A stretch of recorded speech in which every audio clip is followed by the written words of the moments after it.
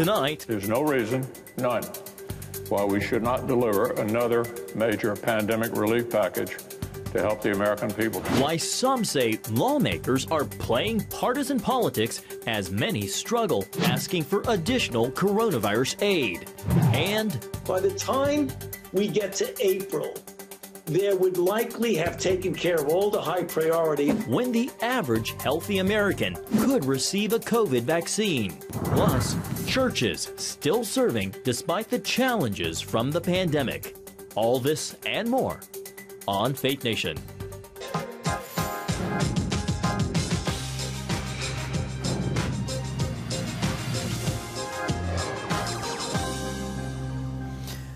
New hope for COVID relief on Capitol Hill. Good evening and welcome to Faith Nation. I'm John Jessup. Thanks for joining us.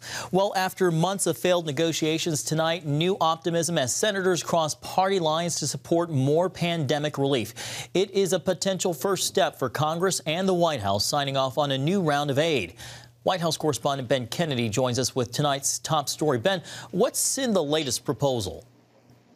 Well, John, for one, if passed, it would actually provide more than $900 billion in aid, which lawmakers say is desperately needed. We're battling COVID-19 more fiercely now than we ever have before. And that's why these bipartisan senators are putting differences aside and stepping out to push this deal. We're going to intend to move this forward after months of failing to act for one reason or another. We're not blaming anybody for why they haven't come to an agreement. A $908 billion framework for COVID relief. We've worked night and day throughout the Thanksgiving recess. Lawmakers say that work paid off as they outlined the framework for the latest COVID relief package. I'm particularly pleased that the package includes $228 billion for the Paycheck Protection Program that has helped keep our small businesses afloat and paying their employees. That's the most important part. Here's what the proposal would provide. $288 billion for small businesses, $180 billion in unemployment insurance, which means $300 a week in federal unemployment benefits, $160 billion in state and local aid, $82 billion for schools, and $45 billion for transportation. We've worked in the best interest of what we believe is great for our country, it's good for our states, and we can all go home knowing that we have worked diligently to make sure that the unemployed, the small businesses, the state and local funding. It would be stupidity on steroids if Congress left for Christmas without doing an interim package as a bridge. The plan now needs the stamp of approval from Senate Majority Leader Mitch McConnell and House Speaker Nancy Pelosi. Treasury Secretary Steve Mnuchin says more fiscal response is needed and plans to review the senator's proposal. We received a proposal through a letter from Speaker Pelosi and Senator Schumer last night. Let me tell you where I think we are. Leader McCarthy and I have been in discussions with the Secretary of the Treasury and the President's Chief of Staff to try to ascertain what the President would actually sign into law. I continue to believe that a targeted fiscal package is the most appropriate federal response. Lawmakers could try to tie these relief provisions to the spending bill Congress needs to pass by next Friday in order to stop a government shutdown. As we deal with this second wave or third wave of this pandemic, it is absolutely essential that we pass emergency relief. Our action to provide emergency relief is needed now more than ever before. Now, the proposal does not include a second round of stimulus checks. As Joe Biden said today, he would like Congress to pass a robust package that includes relief for rent and student loans. John? All right, CBN White House correspondent Ben Kennedy. Thanks, Ben. Well, joining us now is author, economist, and 2016 Trump economic advisor, Stephen Moore. Stephen, great to see you. As we were just talking about this $900 billion bipartisan COVID relief plan unveiled today, I understand it contains money for states and local municipalities. That is a Democratic demand, and a temporary moratorium on lawsuits. That's a Republican demand. What's your general impression here? Well, we don't need another stimulus bill. The last thing the economy needs right now is $1 trillion more debt. You know, we've already spent almost $2 trillion on this stimulus bill. So I think that it's unnecessary. The economy is absolutely booming right now. We have unemployment rate lower than 7% in 5 months' time. Thank you, Donald Trump, for that. We have the ultimate, the ultimate stimulus is the vaccine, right? That's what's going to solve this problem, not massive new government spending. And I think if you live in a red state, if you live in Georgia or Tennessee or Texas or Utah or Nebraska or Florida, any of those states, the last thing you want is this bill, because it basically redistributes income from red states that have already balanced their budgets and reached full employment to the fiscally irresponsible blue states like my home state of Illinois and New York and New Jersey and Connecticut and California. That just doesn't make a lot of sense to me. So, Stephen, this puts you on the opposite end of the spectrum as President Trump, who said he wanted to go big on this. So where does this leave the president? Is this something that he still wants to get done? Well, I'm just smiling because, I think you're implying that a $1 trillion bill is not big, because that's probably because Pelosi wanted $3 trillion. I mean, we're talking about such gigantic sums of money here that, $1 trillion is a lot of money. It's, with $1 trillion, you could basically, suspend income taxes for half a year. So it's a lot of money. It's unnecessary. Nobody expected the economy to be doing as well as it is. I reject this idea that we need this money now more than ever. This was something that was originally proposed back in July by Nancy Pelosi when she wanted $3 trillion. But what nobody anticipated was the tremendous growth of the economy. And what we need is two things. We need that stimulus, the vaccine, and we need the blue states to open up their economy, open up their restaurants, open up their stores, open up their schools. Unless those two things happen, it doesn't matter how big the checks are from Washington, they won't solve the problem. Well, Stephen, just for clarification, I was quoting the president who said he wanted to go big. You were just talking about the economy. How much times have changed. I mean, I remember when I first came to Washington and we talked about stimulus bills, there were maybe $100 billion, then $200 billion, and $500 billion, and trillion, and $2 trillion, and $3 trillion. I mean, We're spending money like it's M&Ms these days in Washington, and I shouldn't be laughing about that. Stephen, more and more economists, though, are acknowledging you have a rosier side of the economic view. Some are saying the economy is showing signs of weakening as cases and hospitalizations surge. Also, Fed Chairman Jerome Powell described the economic outlook as, quote, extraordinarily uncertain. Your thoughts here? Well, first of all, the Atlanta Federal Reserve Bank just came out with a report 2 days ago indicating that the economic growth rate for the fourth quarter is on target for 11% growth. 11%, that's a blockbuster number. We have unemployment rate below 7%. It's probably going to fall even more when we get the next report on Friday. Show me, look, there are millions of people unemployed. There's no question about it. What do you do to help those people? You get your businesses open. You get your stores open. You get, you get restaurants open. The problem with the economy right now, I want to restate this because it's so important. The problem with the economy is in the blue states that are run by Democrats who lock down everything. Right. And if you give them money for locking down, that only enables them to continue to lock down. We don't have a problem in Florida, Georgia, and Texas, and Tennessee, and Utah, and Nebraska, and Idaho. Those states are doing just fine. They don't need more money from Washington. They don't want it. So Stephen, we're we are out of time. Bad behavior. We are out of time, so we're going to have to leave it there. Always appreciate your insights. Stephen Moore, thanks for being with us. Take care. Well, growing concern tonight over hospitals running out of room for COVID patients. More than 90,000 people are currently hospitalized due to the disease. And with around 200,000 new cases being diagnosed daily, experts warn facilities won't be able to manage the influx of patients. Our hospital is full, and we are very close to running out of both ICU beds and regular beds. And I think it is difficult for the public, if this virus has not affected them personally, to make these sacrifices that we are asking.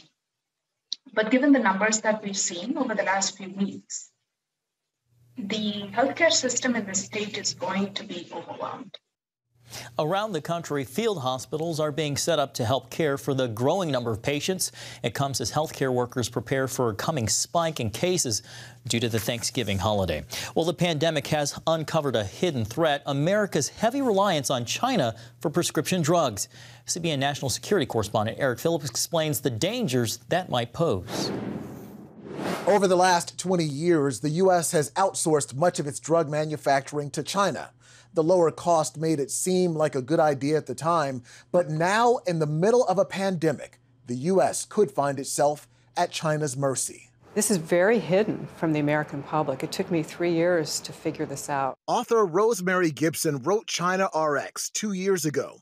In it, she chronicled America's over-reliance on China for generic prescription drugs and pointed out a potential result of that dependence. And that prediction was, in the event of a natural disaster or a global pandemic, if China shuts the door on exports, on sending us these important products, the United States could end up standing in line with other countries to get these core components for our medicines. 2 years later, COVID-19 is rocking the world, setting the stage for Gibson's warning to possibly come true. We have production shutdowns in China because people were not going to work. Transportation routes and logistics have been disrupted. Right now, we buy generic drugs from China for numerous conditions, including Alzheimer's, Parkinson's, diabetes, high blood pressure, HIV/AIDS, depression. We can't make the generic antibiotics that mothers give to their children for ear infections, or that you take for bronchitis or pneumonia. Gibson says that's because China controls the core chemicals to make them. She says China makes 10% of our generic drugs, and with that amount growing, they could soon name their price. Our dependence will be total. It's a problem so serious, Gibson recently testified, along with other experts, on Capitol Hill. There's no question the coronavirus is causing a concern on our supply chain on drugs. That's a fact. And we need to be able to have domestic productions. That's a need. A need that could lead to a solution. We have to bring our ability to make our medicines back home. We have some tremendously talented, innovative people in this country, and they want to start making medicines in a quicker, faster, cheaper way. Gibson pointed out, however, that companies will need government backing to get it done. Otherwise, China will undercut them. What the medicine dependency of the United States on unreliable and probably dangerous Chinese suppliers represents is a microcosm of what the Chinese have been doing to us for decades. Gibson says COVID-19 has provided a costly wake-up call that was necessary. It's become real. It's not theoretical. This is real. And so this is a motivation for us to fix it. The other issue, quality control. Gibson says some of the medicines from China have been found to either be contaminated or not contain any medicine at all. All results that do not bode well for the health of the American consumers. Eric Phillips, CBN News. Thank you, Eric. The newest members of the Biden economic team. What do they have planned for the post-pandemic recovery? We take a look when we come back.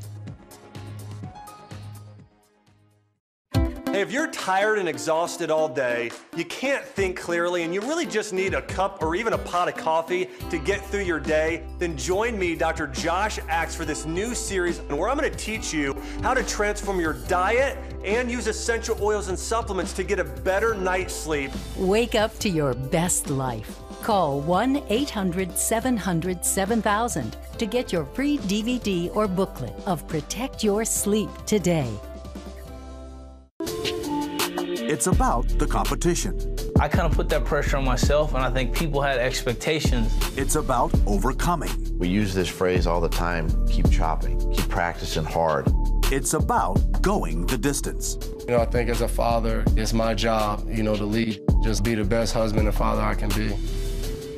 Watch Going the Distance with Sean Brown Saturday night at 7:30 on the CBN News Channel. Orphans Promise is committed to loving and serving at-risk children, to helping keep families together, and to creating opportunities for strong and sustainable communities around the world. We're working in over 60 countries around the world, and with your help, we can do even more. There's an old African proverb I love that says, if you want to run fast, run alone. But if you want to run far, run together. At Orphans Promise, we want to run far so we can touch the lives of as many orphaned and vulnerable children as possible. But we don't want to go alone. We're out to change the world, one child, one family, one community at a time. Will you join us?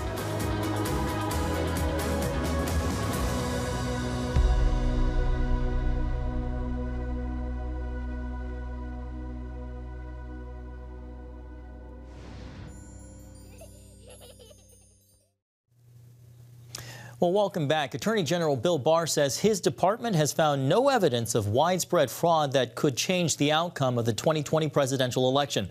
Barr telling the Associated Press that the United States attorneys and the FBI have been following up on complaints, but haven't seen anything that would call into question the results. Still, the president refuses to concede the election and continues his insistence on widespread voter fraud.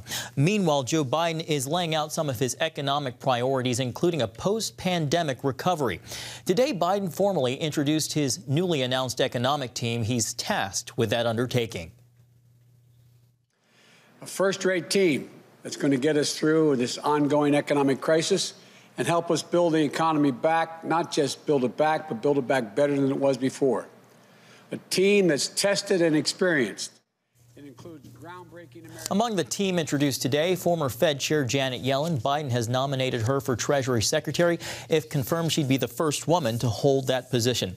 Well, Chief Political Analyst David Brody is here now for more. David, always great to see you. Let's start with Janet Yellen. She's respected on both sides of the aisle, on Capitol Hill and on Wall Street.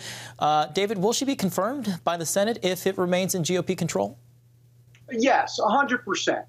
That's smooth sailing for Janet Yellen. Let's remember something about Janet Yellen. She was also the first woman to head up the Federal Reserve, so she would be the first woman now to head up the Treasury if all goes as planned for Joe Biden in that first term. So, look, I think there's no doubt about it. Smooth sailing. She's getting positive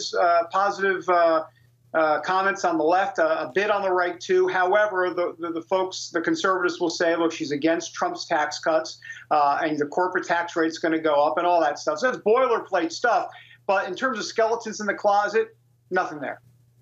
So no skeletons in the closet. You say smooth sailing there. What about Republican opposition to other nominees like Neera Tanden for the Office of Management and Budget?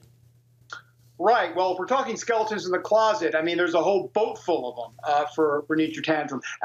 And look, bottom line on her is she's going to have a real hard time to get through. It kind of reminds me a little bit of some of Bill Clinton's appointees or nominees that never even got nominated ultimately. In other words, he nominated a couple of folks, but they had to turn back before they even got to the Senate floor or even a Senate hearing. And so I think this will be the same. Look, she has been she's trolling folks on Twitter. I mean, you know, she's reportedly been in this fist fight at one point. I mean, there's all sorts of things on her that are going to be problematic. Not to mention, she's got a lot of baggage in the past when she was with the Center for American Progress. So, you know, I think she's going to have a lot of trouble ahead. David, switching gears here, President Trump's campaign filed a lawsuit in Wisconsin today trying to invalidate Joe Biden's win there. Even as Attorney General Bill Barr said there's no evidence of fraud that would change the election's outcome. David, what's the end goal here? What's the end goal? I don't know why I'm laughing. The end goal is, here's the end goal. You want to know the real end goal? The end goal is to get state legislatures to somehow, some way, block Biden electors from going and being sent to Congress. That's it. That's why you're seeing the Michigan hearing, the Arizona hearing, the Pennsylvania hearing, and you'll see a Georgia hearing. They're hoping state legislatures will step in and stop those electoral votes from going to Biden. It's just that simple. So you mentioned the Wisconsin Supreme Court. Look, there's two parallel tracks. There's the court track, and then there is the state legislature track. And we've talked about this, John. We talked about this before everybody else was talking about it, that this is the route they would go. I think they probably have, believe it or not, potentially even a better shot with the state legislatures than they do with the Supreme Court, and that's not saying much. But, all right. Yeah, David? Wisconsin Supreme Court's going to be tough. Mm-hmm. We're going to have to leave it there. David Brody, CBN Chief Political Analyst, thank you so much. You bet. Well, getting creative in the time of COVID, how churches are carrying out their mission in the face of another surge. Daddy? Yeah, buddy? How many nickels are in a dollar? There are 20 nickels in a dollar. How do birds fly?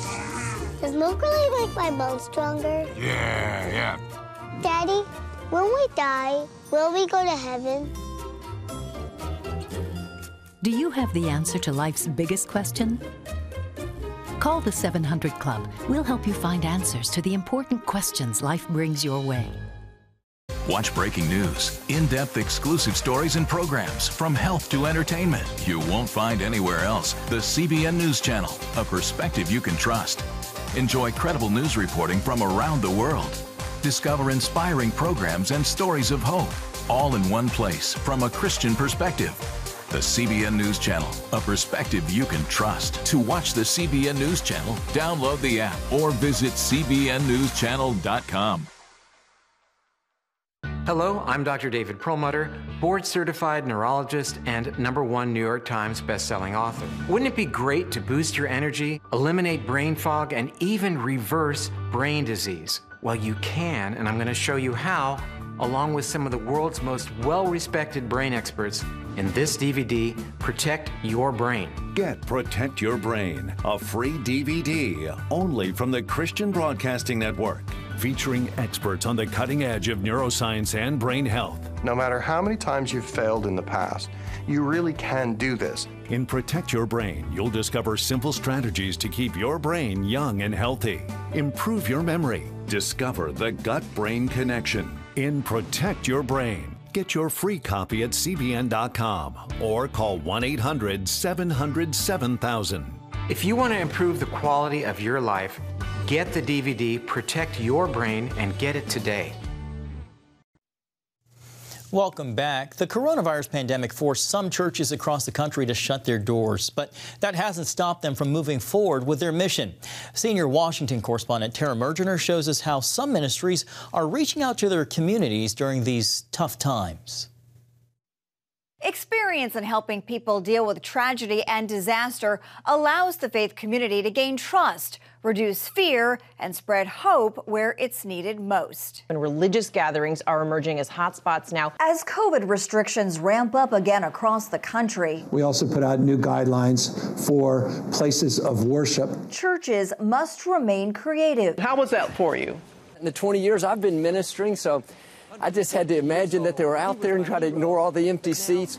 To ensure meaningful worship while encouraging hope and fellowship amid a relentless pandemic. In that great solidarity, we too shall rise. Still, we find our social and spiritual interactions limited, not by choice, but in many cases by law. Church services have resumed here in New York City, but with limited capacity. Since COVID first hit, we've seen how loneliness, fear, and stress can overwhelm. The church is oftentimes where people turn first when they're in a crisis and looking for help. So that one of the immediate things that churches can do would be, to provide counseling or other types of support services. It was like, hey, I believe that the Lord is calling us out of the boat, like Peter. Ernest Clover of DC's Dream Center says following that divine direction means leaning on faith. I don't know where the other side is. I don't know how bad this storm will get. Lord, we are grateful that we have this opportunity to come here today. With the blessing of his team, Clover and the Dream Center have been supporting the community. 7 days a week, giving out non-essential items has been a drastic change. How many? Just one cold, one hot. Temporarily scrapping other community programs to focus on food. And I get to work there on Saturdays in the open market when they distribute produce to everyone. And other supplies to help those in need. I help prepare the meals that go out every day since March 16th. It fills the gaps. I would say due to the income that comes in for me right now, it's not a whole lot, but it does what it does. We've had over 50,000 meals go out of that window in that little White House. We've had over 100,000 hygiene items and non-perishable food items go out of this Dream Center. And something I wouldn't even have the parameter to pray for, which was fresh produce. And much like churches and ministries elsewhere, because the structures of society have been so thoroughly rocked to their foundations. People are coming to the center with a hunger for more than food. Even when we're not giving out items, they just want to talk. A basic need that for some is no longer easily met. which health experts say can have grave consequences.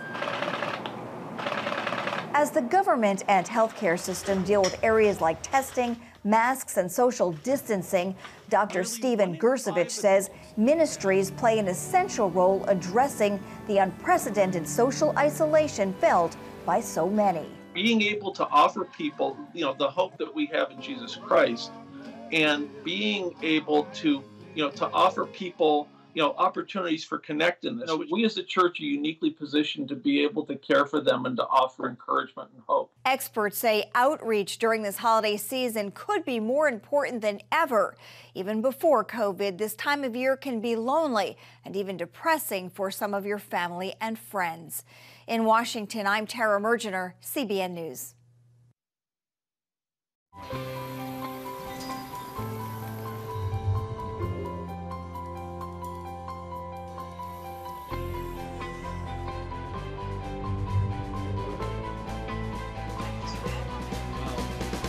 I am Regent's first ROTC graduate student.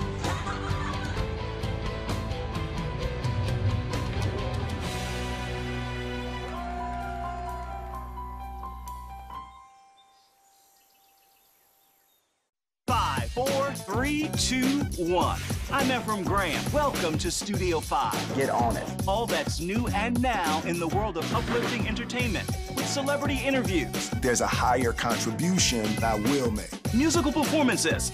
I'll give you my best praise. Plus movie and TV news. See it and be uplifted. On Studio 5. Every Wednesday at 5 p.m. Eastern at cbn.com/Studio 5.